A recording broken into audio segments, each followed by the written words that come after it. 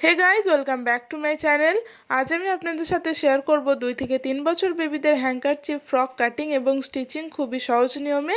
তো চলুন without any further delay let's start. তো এই ফ্রকটি করার জন্য এখানে আমি টোটাল 1 মিটার পরিমাণ কাপড় নিয়ে নিয়েছি। তো ফার্স্টে আমি এখানে টপ পার্টের কাটিং করবো। এর জন্য কাপড়টিকে দেখুন এখানে আমি 4 ভাঁজে বিছিয়ে নিয়েছি।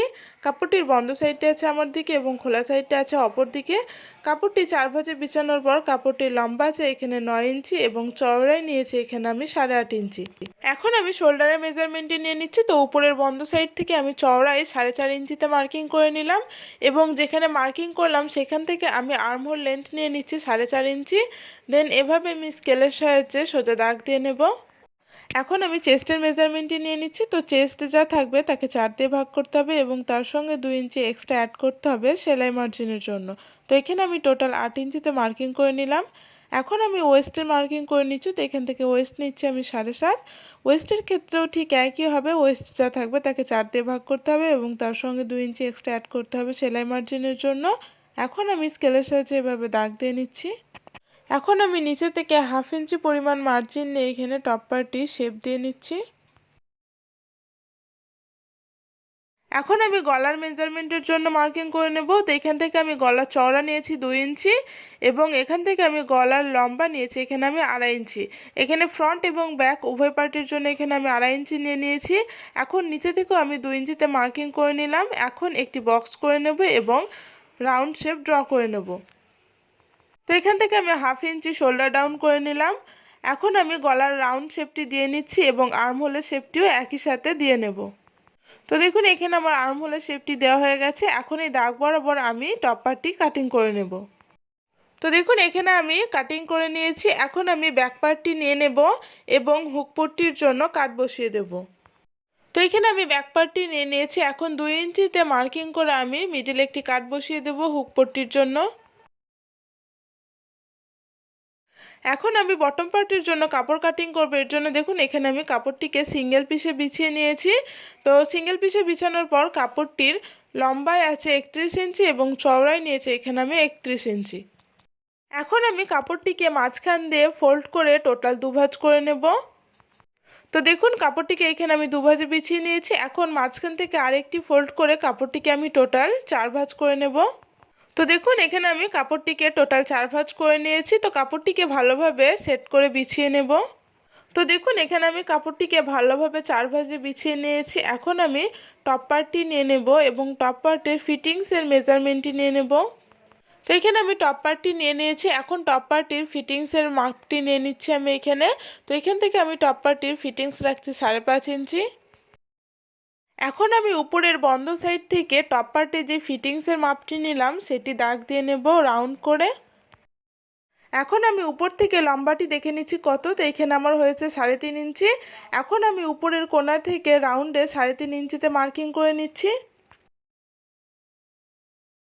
তো দেখুন এখানে আমার মার্কিং হয়ে গেছে। এখন আমি এটি কাটিং করে নিচ্ছি।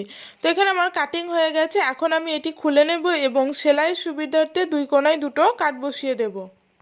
তো এখানে আমার কাট বসানো হয়ে গেছে। এখন আমি চলে যাব স্টিচিংয়ে। তো এখানে আমি ফার্স্টে ব্যাক পার্টে হুক পট্টিটি স্টিচিং করে নেব। এই জন্য এখানে আমি একটি স্ট্রিপ নিয়ে নিয়েছি। স্ট্রিপটি চওড়ায় নিয়েছি আমি 3 ইঞ্চি এবং লম্বায় নিয়েছি এখানে আমি 3.5 ইঞ্চি। এখন আমি এই স্ট্রিপটিকে ব্যাক পার্টের ফ্রন্ট সাইডে উল্টো করে রেখে এভাবে উপরে একটি স্টিচ বসিয়ে দেব। এখন আমি ছোট ছোট কাট বসিয়ে নেব এবং স্ট্রিপটিকে উল্টো সাইডে টার্ন করে উপরে একটি টপ স্টিচ বসিয়ে দেব। তো এখানে আমি টপ স্টিচ বসিয়ে নিয়েছি। এখন আমি স্ট্রিপটিকে উল্টো সাইডে ডবল ফোল্ড করে সেলাই করে নিচ্ছি। তো দেখুন স্ট্রিপটিকে এখানে আমি ডবল ফোল্ড করে সেলাই করে নিয়েছি। এখন আমি শোল্ডার অ্যাটাচ করব। এর জন্য এখানে আমি ব্যাক পার্টটিকে সোজা সাইডে বিছিয়ে নিলাম। এখন আমি ফ্রন্ট পার্টটিকে এর উপর উল্টো করে রেখে 1/2 ইঞ্চি পরিমাণ মার্জিন নিয়ে এখানে আমি শোল্ডার অ্যাটাচ করে নেব উভয় সাইডে। তো এখানে আমি শোল্ডার অ্যাটাচ করে নিয়েছি। এখন আমি গলায় স্ট্রিপ অ্যাটাচ করব। এর জন্য এখানে আমি 1 ইঞ্চির ক্রস স্ট্রিপ আগে থেকে রেডি করে রেখেছিলাম। এখন এই স্ট্রিপটিকে এভাবে রেখে গোটা রাউন্ডে আমি স্টিচিং করে নেব।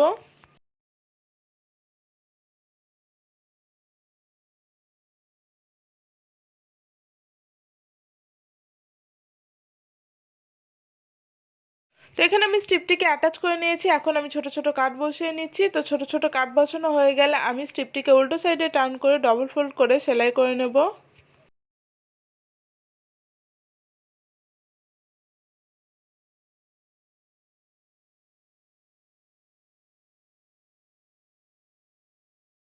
তো এখানে আমি ব্যাক সাইডে স্ট্রিপটিকে ডবল ফোল্ড করে সেলাই করে নিয়েছি। এখন আমি আর্মহোলে স্ট্রিপ অ্যাটাচ করব, এর জন্য এখানে আমি টপ পার্টটিকে সোজা সাইডে বিছিয়ে নিয়েছি। এখন এই স্ট্রিপটিকে আর্মহোলের উপর উল্টো করে রেখে আমি 1/2 ইঞ্চি পরিমাণ মার্জিন নিয়ে স্টিচিং করে নিচ্ছি। তো এখানে আমি স্ট্রিপটিকে আর্মহোলের সঙ্গে অ্যাটাচ করে নিয়েছি। এখন আমি ছোট ছোট কাট বসিয়ে নিচ্ছি। তো এখানে আমার ছোট ছোট কাট বসানো হয়ে গেছে। এখন আমি স্ট্রিপটিকে উল্টো সাইডে ডবল ফোল্ড করে এভাবে স্টিচিং করে নিচ্ছি। তো ঠিক একইভাবে আমি আরেকটি সাইডে আর্মহোলেও স্ট্রিপ অ্যাটাচ করে নেব। তো দেখুন এখানে আমি দুই সাইডে আর্মহোলে স্ট্রিপ অ্যাটাচ করে নিয়েছি। এখন বডির মেজারমেন্ট অনুযায়ী এখানে আমি সাইড ফিটিংস করে নিচ্ছি। এখন আমি বটম পার্টে চারিদিকে ডবল ফোল্ড করে এভাবে স্টিচিং করে নেব। তো দেখুন এখানে আমি বটম পার্টটি চারিদিকে ডবল ফোল্ড করে স্টিচিং করে নিয়েছি। এখন আমি এই বটম পার্টটি টপ পার্টটির সঙ্গে অ্যাটাচ করব, এর জন্য এখানে আমি টপ পার্টটি নিয়ে নিয়েছি। এখন টপ পার্টটিকে আমি সোজা সাইড করে নেব।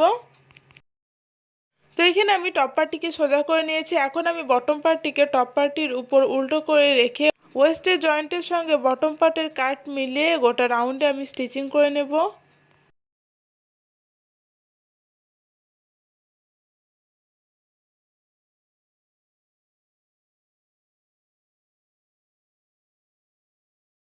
তো দেখুন এখানে আমি স্টিচিং করে নিয়েছি। তো এখানে আমার হ্যাঙ্কারচিফ ফ্রক কাটিং এবং স্টিচিং কমপ্লিট। আজকের ভিডিওটি আপনাদের কেমন লাগলো কমেন্ট করে জানাবেন। ভিডিওটি যদি ভালো লেগে থাকে লাইক শেয়ার এবং চ্যানেলটি সাবস্ক্রাইব করে পাশে থাকবেন। দেখা হচ্ছে নেক্সট ভিডিওতে। টাটা।